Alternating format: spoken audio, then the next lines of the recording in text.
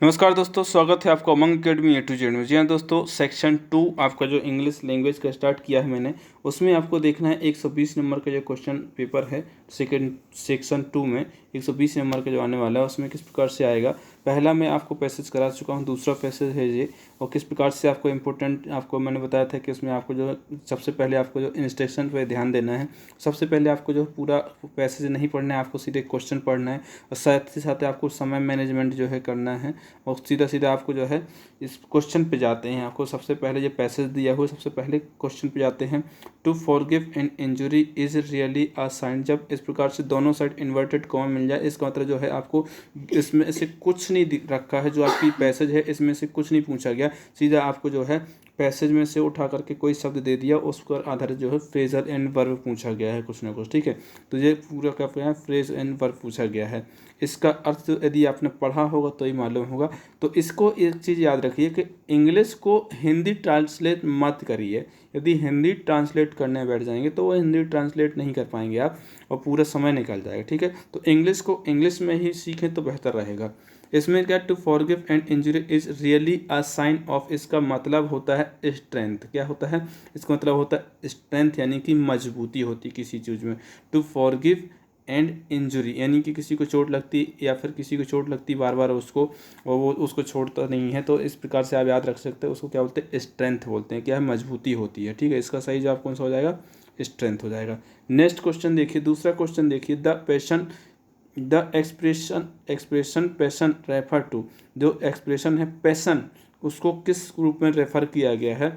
The habit of forgiveness, the feeling of bitterness, the hating of someone, या feeling bitter and hating someones. तो यहाँ पर भी आप देखें कि दोनों साइड जो है कॉमा लगाया, इन्वर्टेड कॉमा लगाया हुआ है, यानी कि पोएम से इसका जो आपका जो पैसेज दिया है उसमें से कुछ नहीं है। ठीक है, आप चाहें तो इसमें से देख सकते हैं, लेकिन इसका जो जवाब क्या है, feeling bitter and hating someone, मतलब किसी से जो है किसी से नफरत करना, एक प्रकार से किसी के प्रति नफरत करना, ये इसका जो है इसका सही जवाब हो जाएगा। ठीक है, नेक्स्ट क्वेश्चन देखिए, तीसरा क्वेश्चन क्या है। मैं आपको क्वेश्चन बताऊंगा किस प्रकार से क्वेश्चन है, जितना ज़्यादा आप प्रैक्टिस करेंगे उतना ही ज़्यादा जो है आपकी क्लैरिटी होगी, उतना ही सही आपके जवाब होंगे।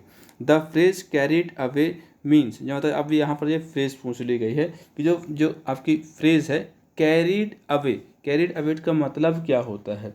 तो कैरिड अवे का मतलब क्या होता है, टू विन, या फिर टू कंटिन्यू, या फिर टू बी इन्फ्लुएंस्ड बाई, या फिर टू टेक अवे। तो इसका जो सही जवाब होता है टू बी इन्फ्लुएंस्ड बाई, मतलब किसी से इन्फ्लुएंस्ड होना।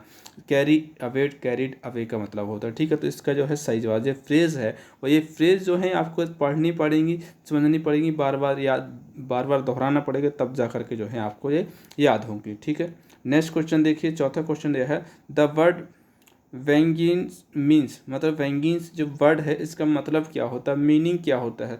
मेर्सी, टॉर्टोर, वायलेंस, या फिर रेवेंज। इसका सही जवाब क्या हो जाएगा, तो इसका जो सही जवाब हो क्या है, रेवेंज हो जाएगा।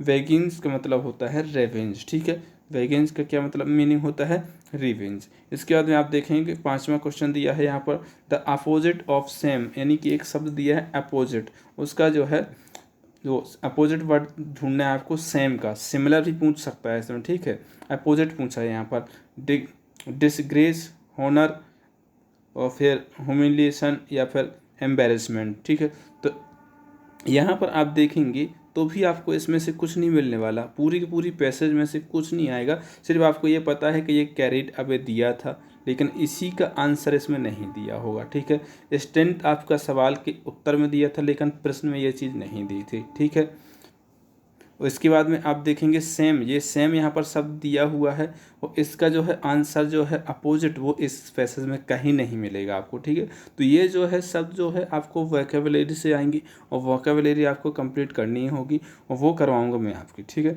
इसका सही जवाब सेम का मतलब होता है शर्म या फिर लज्जित होना। ठीक है, इसका जो सही जवाब हो जाएगा वो हो जाएगा आपका, इस ऑप्शन के हिसाब से, ये जो ऑप्शन दिए हो इसमें से देखी जाए तो ऑनर। ऑनर का मतलब होता है किसी को सम्मान, या फिर कोई सम्मानित व्यक्ति हो, होते हैं, आप ऑनरेबल चीफ मिनिस्टर मतलब सम्मानित, ठीक है। और जब आप सेम की बात करें मतलब सेम आनी चाहिए, तुमको शर्म आनी चाहिए। सेम मतलब शर्म होता है, ठीक है, एक प्रकार से, ठीक है। तो यहाँ पर इसका सही जवाब क्या हो जाएगा, ऑनर हो जाएगा।